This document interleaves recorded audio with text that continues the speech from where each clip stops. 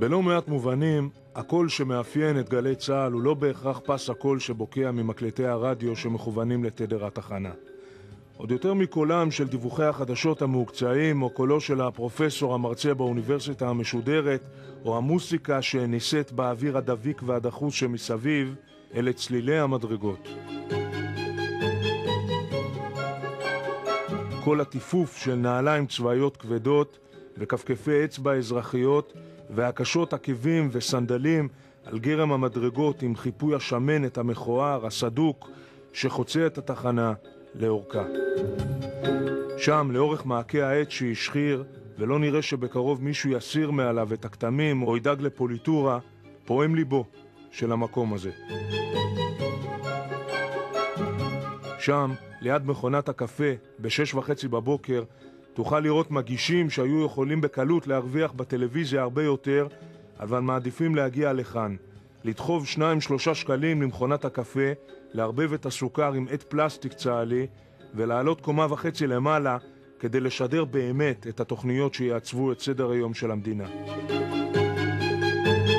שם על המדרגות יערך צייד של קריינים ואורחים וכתבים, תמיד בקולי קולות, תמיד עם תנועות ידיים חדות. אני צריך שתקריין להיות. אני חייב שתערוך את התוכנית הבאה, כי העורכת חולה. שם, לכל אחד שעולה במעלה המדרגות ברור שאם רק יוכיח יכולת וכישרון, עוד יוכל לטפס מעמדת הש"ג עד ללשכת המפקד.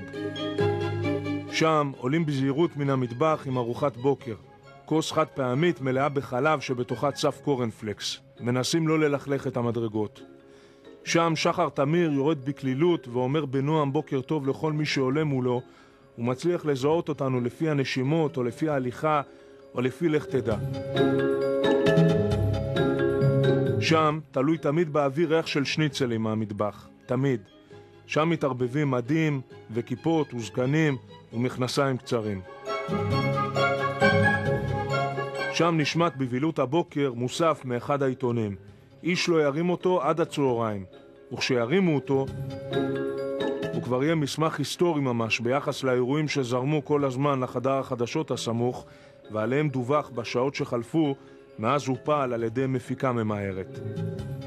שם עולות המדרגות המתפתלות אל מה שהלב אוהב באמת, הרדיו.